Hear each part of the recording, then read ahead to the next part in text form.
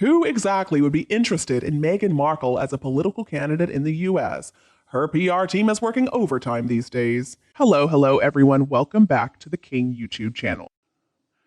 Hello, everybody. I hope that your Monday is off to a great start. Over the weekend, I came across a pretty interesting article. I can't even call it interesting, actually. An absurd article published by The Express.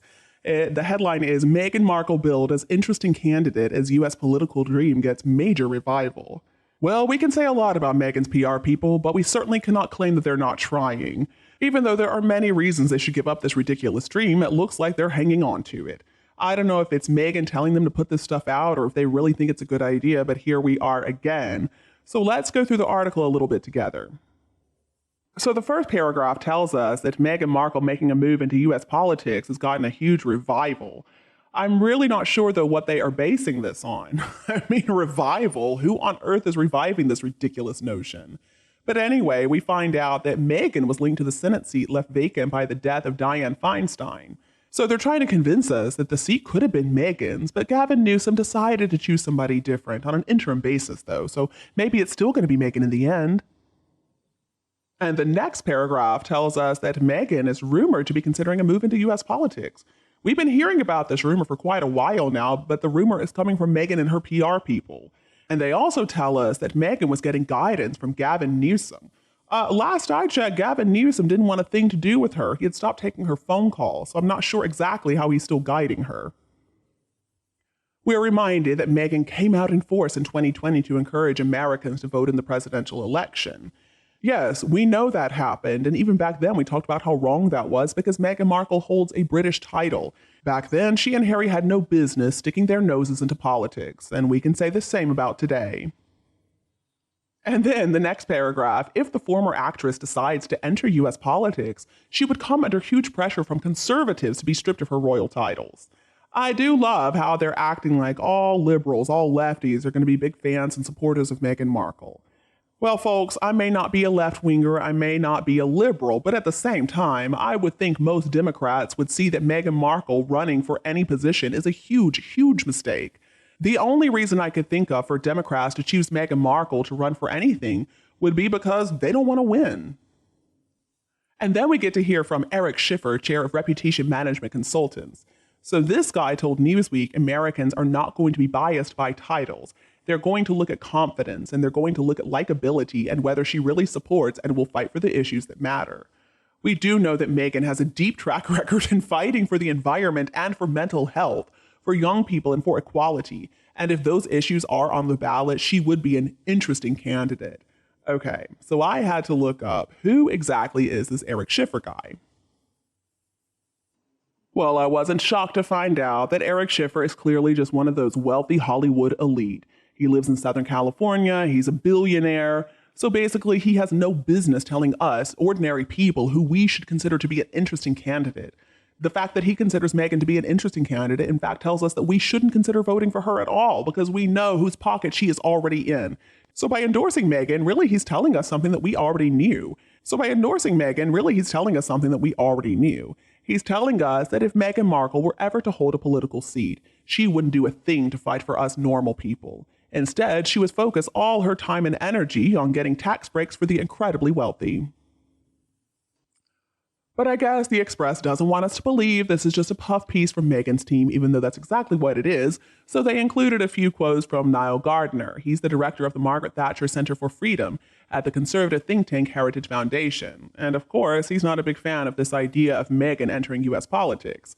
So he told Newsweek, it's wrong for the Duchess of Sussex to be engaging in U.S. political activity. She's a member of the royal family. She has a royal title. She's not a working royal, but she carries the title Duchess of Sussex. And in my view, if she starts campaigning politically, she should relinquish that title, or it should be removed by the royal family. Definitely, the calls for the removal of her title will be accelerated if she decides to start campaigning for Joe Biden or congressional candidates. She should not be engaging in any political activity as a royal. And at this point, folks, why are we even still debating this? Now Gardner is 100% correct. Of course, Meghan has no business trying to dip her toe into U.S. politics. She has no business telling us who we should vote for. She has no business running for office herself. Of course not. She's not qualified. If you ask me, the fact that Meghan holds a British royal title is only one of the many, many reasons that she should never consider entering US politics or really saying anything about politics at all. Another problem is that Meghan and Harry have shown us time and time again. They do not uphold the same values that we American citizens do. Harry was the one who called freedom of speech, the First Amendment, bonkers. He and Meghan have done so much and everything they can to try to censor people on YouTube and other forums. It is such a slap in the face that he and Meghan go out there pretending to help other people, pretending to help people who really need it, homeless people, impoverished people. They only care about themselves and their wealthy friends. And they only really care about their wealthy friends because they believe their wealthy friends can do something for them. The people Harry and Meghan have tried to be buddy-buddy with in the US are some of the most evil people out there. I mean, Harry's involvement in the Aspen Institute tells us all we need to know. The Aspen Institute is a threat to democracy. It is a true threat to freedom of speech. Harry and Meghan and their billionaire buddies cannot stand the fact that we can say whatever we want to about them, and that's why they're trying to limit us. That is why they're trying everything they can to censor us. The way Harry and Meghan will just jump from bandwagon to bandwagon tells us they don't truly care about any of these issues. I mean, come on now, acting like Meghan is some climate change activist. That woman spends a ridiculous amount of money on clothing for herself. She and Harry fly around in private jets. They drive around in nothing but gas-guzzling SUVs. The two of them are not climate heroes in the least. In fact, they're part of the problem, a big part of the problem. And I don't know if you guys remember, I'm sure you do, but do you remember who Harry did that Q&A with, the trauma expert Gabor Mate, who said that Hamas are heroes? Well, talk about aging like milk, my goodness. And now Meghan thinks that it's appropriate for her to get involved in politics after Harry was so closely associated with somebody like that. I mean, after everything that has happened in Israel over the weekend, I think you can agree with me that the two of them have no business sharing their opinion on anything. I do wonder what Harry and Meghan would say about Gabor Mate now.